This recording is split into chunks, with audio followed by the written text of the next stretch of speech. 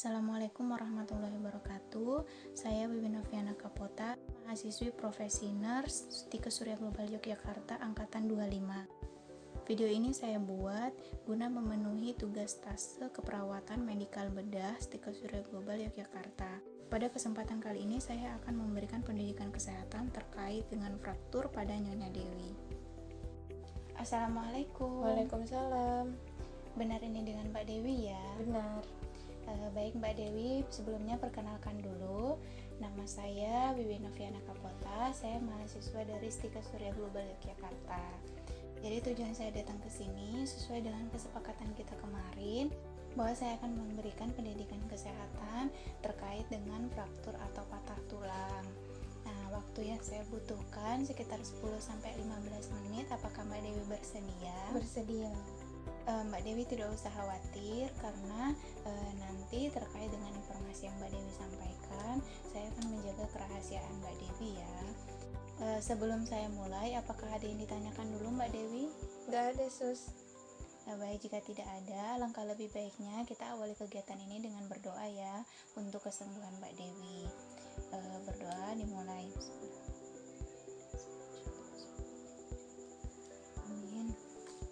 Baik, sebelumnya bisa Mbak Dewi ceritakan sedikit kejadian sehingga Mbak Dewi mengalami patah tulang. Jadi pada saat saya mengalami kecelakaan itu, saya tidak ada luka-luka parah.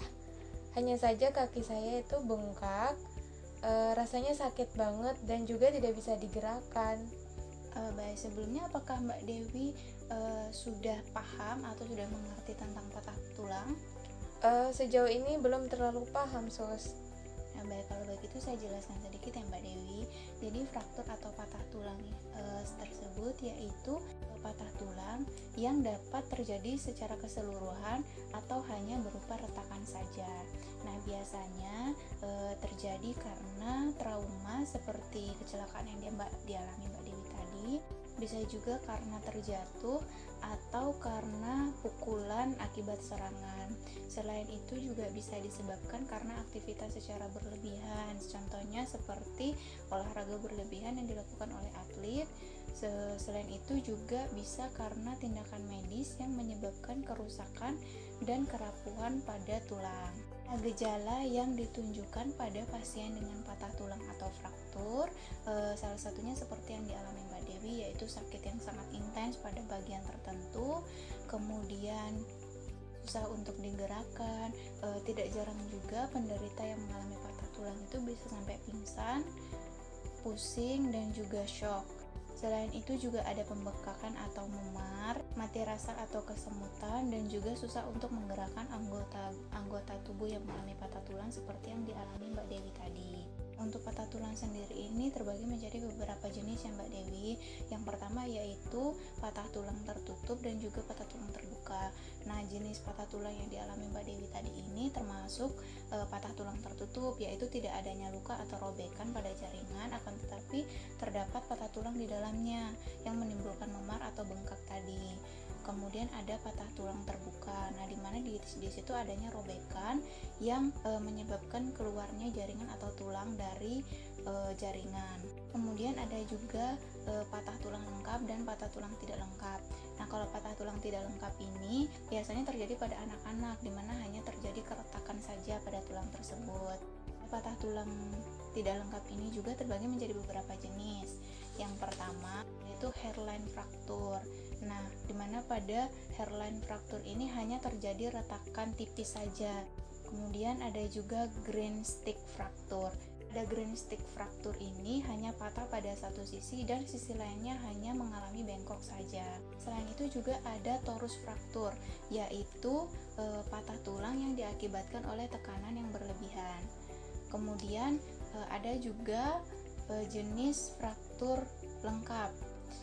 Nah, pada fraktur lengkap ini jenisnya yang pertama yaitu ada single fraktur, yaitu patah pada satu sisi dan menjadi dua bagian. Kemudian ada comminute fraktur. Pada comminute fraktur ini tulang itu mengalami remuk dan hancur menjadi 3 atau lebih bagian. Selanjutnya non-displaced fracture, di mana tulang tersebut mengalami hancur dan retakannya itu masih berada pada tempatnya. Selain itu ada juga displaced fracture. Nah, displaced fracture ini dia kebalikan dari non displaced fracture. Jadi patah atau remukannya itu keluar dari tempatnya. Kemudian yang terakhir ada segmental fracture. Nah, di mana pada segmental fracture ini tulang itu patah menjadi dua bagian dan pada satu bagiannya itu tidak menempel pada tulang lainnya. Untuk mengetahui atau untuk mendiagnosis patah tulang atau fraktur ini tentunya melewati beberapa pemeriksaan.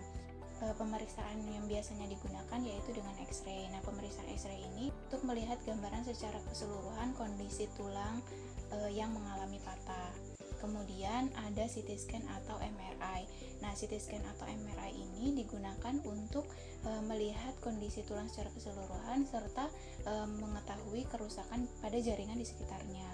Dan yang terakhir ada pemindaian tulang. Nah, pemindaian tulang ini digunakan untuk membantu dokter mendiagnosis abnormalitas yang tidak dapat didiagnosis pada pemeriksaan sebelumnya. Dan untuk perawatan pasien dengan patah tulang ini juga penting untuk Mbak Dewi ketahui jikalau suatu saat nanti Mbak Dewi menemukan kasus seperti yang dialami Mbak Dewi sekarang. Nah, apabila Mbak Dewi menemukan kasus pasien dengan patah tulang, yang pertama pastikan bahwa orang tersebut tidak melakukan banyak gerakan sehingga kondisi tulang tersebut stabil dan tidak mengalami pergeseran. Kemudian yang kedua yaitu hentikan pendarahan apabila terdapat luka terbuka. Cara menghentikan pendarahan ini yaitu bisa dengan membalut luka yang terbuka dengan kain bersih. Kemudian yang ketiga yaitu jangan menggerakkan area yang terluka untuk mengurangi terjadinya pergerakan tulang. Yang keempat yaitu kompres dengan es batu untuk mengurangi bengkak dan juga rasa sakit. Nah, es batu ini bisa dibalut dengan kain bersih terlebih dahulu. Dan yang terakhir, tangani shock apabila pasien tersebut mengalami shock seperti pingsan. Nah, bisa diposisikan terlentang dengan posisi kepala lebih rendah dan juga posisi kaki lebih tinggi sehingga peredaran darahnya bisa sampai ke otak. Kemudian yang terakhir yaitu nutrisi untuk pasien dengan pengobatan patah tulang atau yang mengalami patah tulang. Nah, di mana pasien dengan patah tulang ini selain juga pengobatan dari dokter dan juga perawatan, alangkah lebih baiknya didukung juga dengan nutrisi yang baik yang mengandung banyak protein, vitamin dan mineral untuk penyembuhan patah tulang. Nutrisi yang bisa dikonsumsi yang pertama yaitu produk susu. Nah, produk susu ini seperti keju, susu segar atau yogurt. Nah, di mana produk susu ini sangat baik untuk memperkuat dan meningkatkan kemampuan tulang untuk memulihkan diri. Kedua yaitu ikan.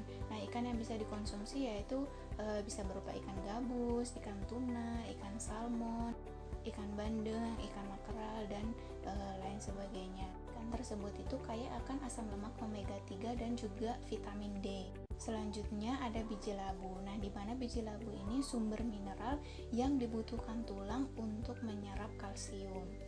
Selain itu ada juga telur, daging sapi, ayam, tahu, dan hijau yang mengandung sumber vitamin K seperti sayur bayam, sayur buncis, kembang kol dan juga brokoli. Baik, mungkin itu saja materi yang bisa saya sampaikan Mbak Dewi. Apakah Mbak Dewi sudah paham dengan yang saya sampaikan? Jadi gini Sus, kira-kira butuh waktu berapa lama untuk proses pemulihan orang yang patah tulang? Pasien yang mengalami patah tulang biasanya pada bulan ketiga sudah mulai bisa berjalan secara perlahan. Akan tetapi jangan terlalu memaksakan diri untuk melakukan aktivitas dulu karena di sini belum sembuh secara baik. Nah, untuk bulan keempat dan bulan kelima biasanya sudah dinyatakan sembuh, akan tetapi jangan terlalu memaksakan diri untuk melakukan aktivitas berat dulu. Sering kontrol ke dokter untuk memeriksa adanya apakah ada infeksi atau juga komplikasi lebih lanjut. Gimana Mbak Dewi, apakah ada yang ditanyakan lagi?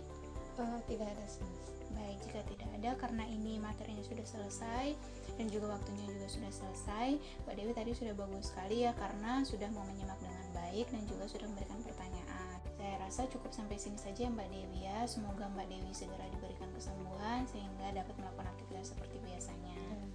Baik, kalau begitu saya akhiri dulu Mbak Dewi. Assalamualaikum. Waalaikumsalam.